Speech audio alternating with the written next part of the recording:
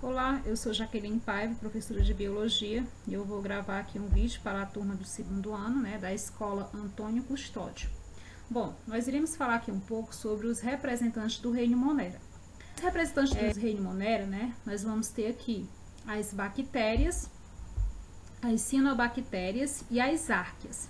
As bactérias e as cianobactérias, elas estão dentro de uma categoria taxonômica chamada domínio, que está acima de reino, chamada bactérias, enquanto as árqueas está em outro domínio, chamado de árqueas.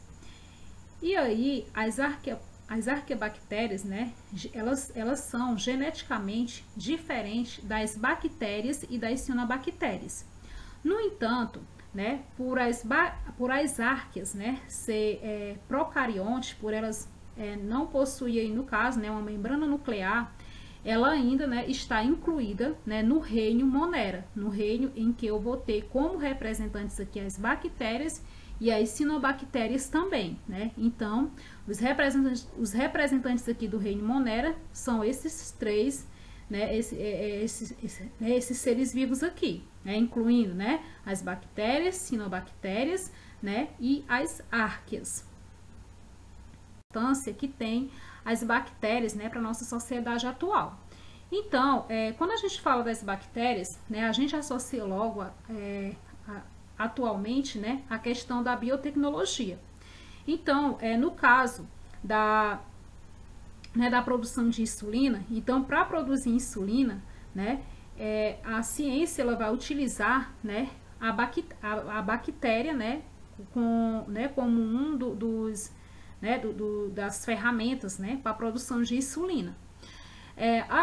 As bactérias também, elas têm função importante nos seres vivos, porque elas vivem aí fazendo parte da microbiota, no caso dos seres vivos, na microbiota do nosso intestino. Então, nós temos bactérias que são benéficas, que vivem no nosso intestino, e elas têm até bactérias que produzem a vitamina K, que produz algumas vitaminas do complexo B. Então, as bactérias também, elas vivem, fazem parte aí da nossa pele, então ela também faz parte aí da microbiota da nossa pele.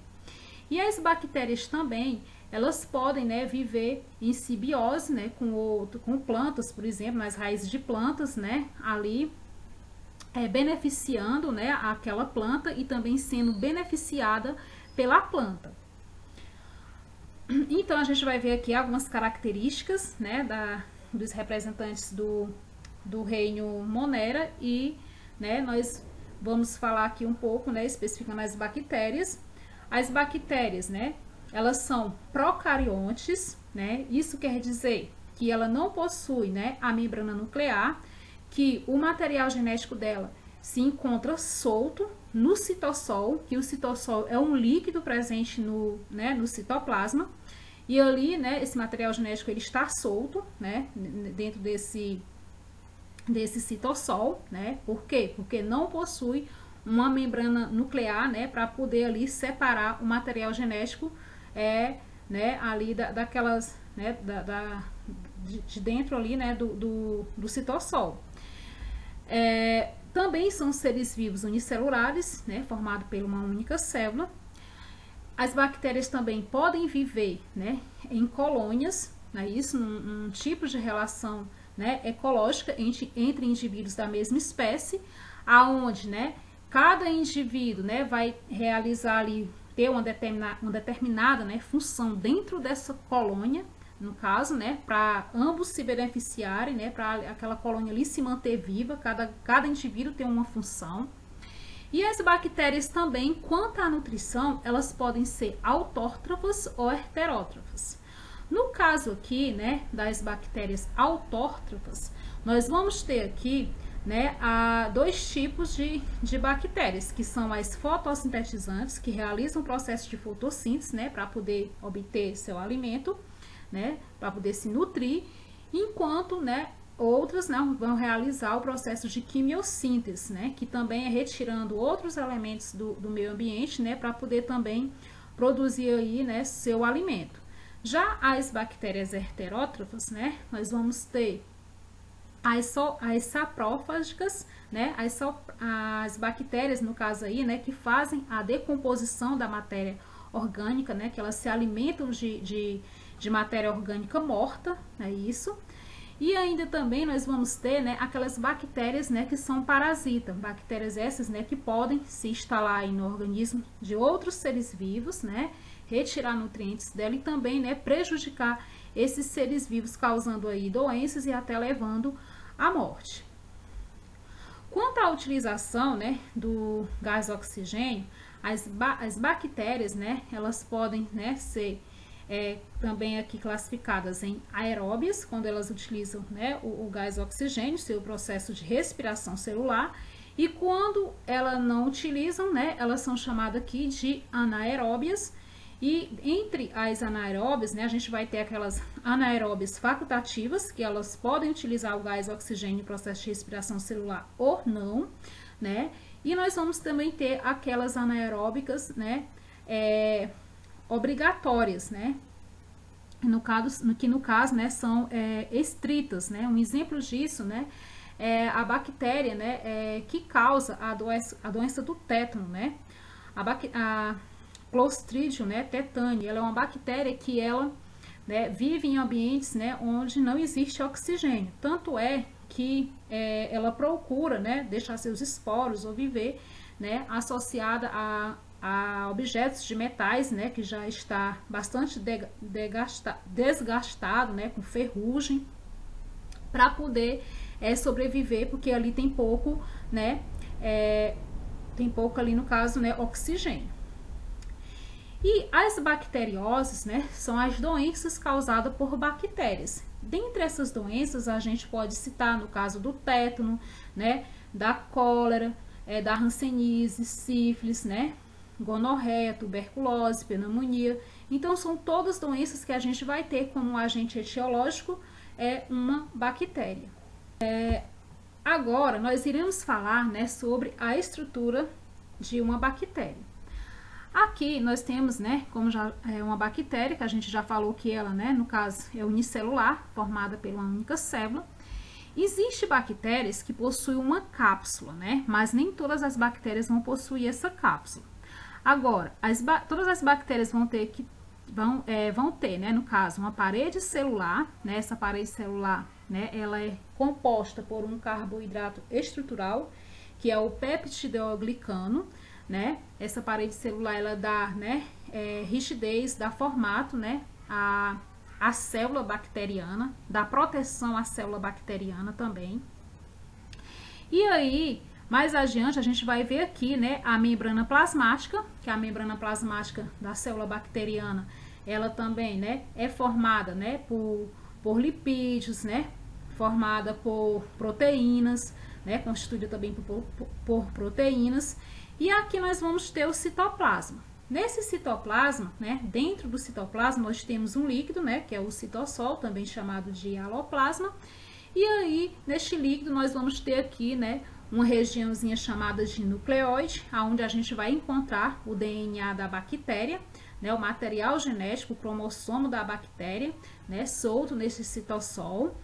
E, como a gente vê aqui, né, ó, nucleóide, a gente vai ter aqui, né, o DNA da bactéria, que é um DNA circular.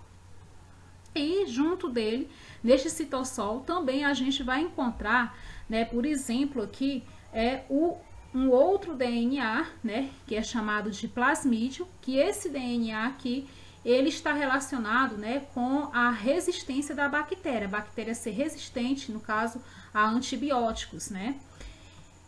E também durante, né, um processo de reprodução sexuada chamada conjugação, é esse plasmídio, né, é esse material genético aí que a bactéria vai doar, né, uma bactéria doadora, doa para outra bactéria, né, receptora, viu? Além disso, né, nós vamos ter aqui também os ribossomos, que os ribossomos, né, está relacionado aí à síntese de proteína, né, das bactérias. Nós podemos observar que aqui nós vamos ter também outras estruturas, né, na bactéria, que é chamado de fímbria, né, ou pile, né. Essas estruturas elas servem, né, para aderir a bactéria a uma superfície. Elas também vão servir, né, durante o processo de reprodução sexuada do tipo conjugação, né, para transferir material genético, né, para uma bactéria receptora, né.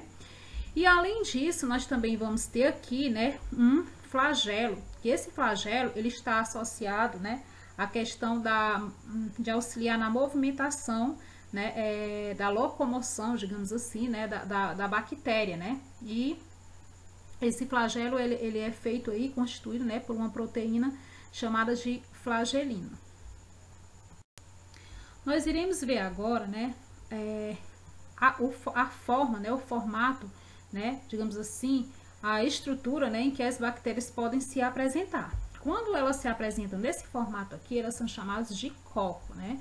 Já quando vem desse formato de bastão, né, a gente vai chamar aqui de bacilo, e desse formato, né, a gente chama, né, de espirilo, né? E aí, essas né, bactérias, elas podem, no caso, se agrupar, né? E aí a gente vai ter, né, a partir desses agrupamentos, dessas formas, né, outros nomes para essas estruturas que são formadas, viu? Um exemplo aqui, né, de vários, né, cocos juntos, a gente vai ter aqui, né, o Streptococcus. No caso aqui, né, quando eu tenho de 4 em 4 reunidos, né, eu vou ter a sarcina, né, aliás, né, de tipo um cubozinho, né, de 4 em 4 reunido. Quando a gente só tem 4, né, a gente vai chamar de tétrade. E quando eu vou ter vários bacilos, né, unidos, eu vou ter aqui, né, o Streptobacillus. E aqui quando, né, os cocos se reúnem formando esses formatos, né, de cocos, se reúnem formando aqui, né, tipo um cacho de uvas, a gente vai chamar de Staphylococcus, viu? A gente pode citar, né, um exemplo de bactéria que tem esse formato aqui de coco, né, é o exemplo, né, da bactéria que causa a doença da pneumonia. Já aqui no caso, né, de bacilo, né, a gente pode citar aqui, né, a bactéria que possui esse formato é a bactéria que causa a doença da tuberculose, né, e de espirilo a gente pode citar, né, no caso, a bactéria que causa a doença da sífilis, que também possui esse formato. Agora a gente vai ver aqui, né, os tipos de reprodução das bactérias. As bactérias elas podem se reproduzir assexuadamente, né, ou seja, né, assexuada, reprodução assexuada. Essa reprodução assexuada, como a gente já sabe, né, não há troca aí de material genético, né, isso, a ausência, né, dessa junção de material genético. E ela pode ser de dois tipos, divisão binária, né, que também é chamada de cisciparidade, e a esporulação. Um exemplo aqui é dessa reprodução por divisão binária, a gente está vendo aqui nessa imagem, onde eu tenho uma bactéria, né, ela no caso vai começar a se reproduzir por divisão binária, então há duplicação do seu material genético, né, e a gente está vendo aqui que depois no final eu vou ter duas bactérias, né, com a mesma carga genética, como se fosse no caso, né, clones, né, carga genética que ela se mantém a mesma. Já a esporulação é outro tipo de reprodução assexuada, em que algumas bactérias, quando elas estão em ambientes que, né, elas observam aí, percebem, né, que não vão sobreviver por muito tempo, né, que elas vão acabar, aliás, as condições ambientais não tão propícias, né, à sua sobrevivência, então elas se reproduzem por meio de esporo. Esses esporos, né, eles são, no caso, bem resistentes, né, às condições inóspitas do ambiente. E aí, esses esporos, né, ficam ali no ambiente, a bactéria morre, mas deixa os esporos ficam no ambiente. E quando esses esporos, né, estão no ambiente que sejam propício, né, à reprodução, né, ali, então ela vai, né, no caso aí, começar, né, a se reproduzir e a formar indivíduos com aquela mesma carga genética da bactéria, né, que produziu os esporos e que não existe mais, né, que acabou morrendo. agora a gente vai falar sobre a reprodução sexuada. Na reprodução sexuada, né, ocorre aí, né, a junção, no caso aí, né, de material genético, né, da carga genética, né, de indivíduos diferentes. E ela pode ser aí, né, de 3 tipos, essa reprodução sexuada, né? A conjugação, a transformação e a transdução. No caso da conjugação, é um tipo de reprodução em que ocorre, né, uma bactéria, né, masculina, ela é chamada de doadora, ela doa, né, o plasmídio, que é um material, né, o DNA no caso, né, um DNA dela, né, para uma outra bactéria receptora. E aí, essa troca, né, a transferência desse material genético de uma bactéria masculina para outra feminina, se dá por meio, né, das fíbrias, né, que também chamadas de pile, em que se formam, né, no caso aí, pontes, né, para ocorrer essa transferência desse material genético, é o que a gente está vendo aqui, né, que as fibras se reúnem, né, e formam aqui uma ponte, onde vai ocorrer a transferência desse material genético. E aí, né, a gente está vendo aqui, né, que agora, nessa nova bactéria, ela vai ter, né, ela não só por essa bactéria receptora, né, que recebeu esse material genético, esse plasmídio da outra bactéria, ela agora, né, possui uma nova carga genética, né, a carga genética agora dela já mudou, né, porque foi associado aí um novo material genético ao dela. Então, quando ela vai se reproduzir, né, assexuadamente, por meio de divisão binária, por exemplo, ela vai produzir clones, né, com essa nova carga genética, né, que inclui, né, a carga genética também daquela bactéria, no caso, doadora. Nesse caso aqui, da transdução, né, e esse tipo de reprodução sexuada ocorre quando, né, as bactérias elas são infectadas, né, por um tipo de vírus que é chamado de bacteriófago. Então esse bacteriófago, né, ele se acopla aqui, ele consegue se aderir, aliás, né, ele consegue se aderir a célula bacteriana, penetrar e colocar seu material genético, né, DNA dele, no citoplasma da bactéria. E aí esse material genético do vírus, né, que o bacteriófago é um vírus, né, ele no caso, né, se associa, né, isso se incorpora ao material genético da bactéria. Então essa bactéria agora, ela não só tem mais o material genético dela, né, ela também está ali com uma nova carga genética, né, que é a carga genética viral do vírus, né? Então quando ela vai se reproduzir, ela também consegue reproduzir cópias, né, idênticas, aliás, clones no caso, né, com uma carga genética que não é mais só a dela, né, uma nova carga genética incluindo, né, a carga genética dela misturada aí com a carga genética viral, né. Bom, a transformação é outro tipo de reprodução sexuada, né, e esses tipos de reprodução aqui se dá, né, quando as bactérias morrem, elas acabam deixando, né, o plasmídio, que é aquele DNA, no meio ambiente. E aí, certas bactérias conseguem absorver esse plasmídio do meio ambiente e associar esse plasmídio aqui, né, esse plasmídio da bactéria morta, né, ao seu material genético. Então, quando ocorre essa incorporação desse plasmídio da bactéria que morreu, né, que estava no ambiente, que essa bactéria viva consegue, né, absorver aí, né, o que vai acontecer? Esse plasmídio vai se incorporar ao material genético da bactéria e a bactéria agora, né, ela não só mais tem aquela carga genética dela, ela agora vai ter, né, uma nova carga genética, né, que também está ali presente nela, né, oriunda da bactéria lá que morreu, né. E aí, quando essa bactéria vai se reproduzir, né, ela vai se reproduzir aí, digamos, né, assexuadamente, ela vai se reproduzir e ter, né, produzir aí indivíduos com a nova carga genética, né, que não é somente mais a dela, e sim também da bactéria, né, que deixou, né, no ambiente, né, ao morrer, esse plasmídio, esse material genético. Agora nós vamos falar sobre as cianobactérias, né? As cianobactérias, nós já vimos, né, que também elas são procariontes, né? Por isso que elas são unicelular, por isso que elas estão aí presentes no reino Monera. E as cianobactérias, né, elas são encontradas em ambientes úmidos, né, ambientes terrestres úmidos, são encontradas também em águas doces, são encontradas também, né, em águas dos mares, né?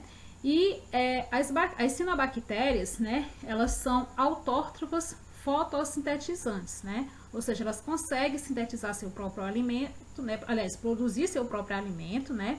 A partir aí do processo de fotossíntese, devido elas possuírem um pigmento que é chamado de bacterioclorofila tipo A, né? Que consegue absorver a luminosidade solar, né? E a partir daí, né? Ser, né, a energia química, né, que vai ser utilizada aí para realizar o processo de fotossíntese. Elas também só conseguem se reproduzir, né, de forma assexuada, né, ou seja, né, por meio aí da esporulação e também da divisão binária. As árqueas, né, são, aliás, as árqueas, né, no caso, são, né, também estão presentes no reino Monera, exatamente, né, assim como as bactérias e como as cianobactérias, né, por serem procariontes, né, também são seres, né, unicelulares.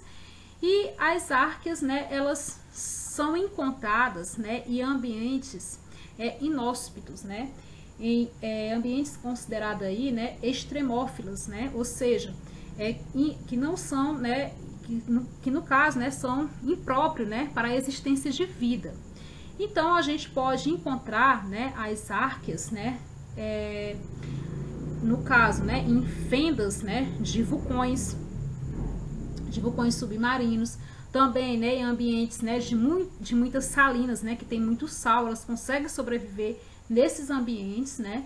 Elas também, as bactérias metanogênicas, né, que produzem aí no caso, né, o gás metano, né, e também estão presentes aí, a gente pode citar, né, no estômago, né, no caso aí dos ruminantes, né, são exemplo também de árqueas, né, de bactérias que conseguem sobreviver, né, a essas condições, né, ambientais inóspitas, viu? E aí, as árqueas, né, elas não vão possuir aí, né, esse carboidrato peptidoglicano, né, que é o carboidrato estrutural, né, presente aí na parede celular das bactérias, né, e também das cianobactérias. No entanto, as árqueas, elas não possuem esse carboidrato, né, estrutural, que é o peptidoglicano. Bom, gente, nossa aula fica por aqui, né, tenham aí todos um bom estudo e até a próxima.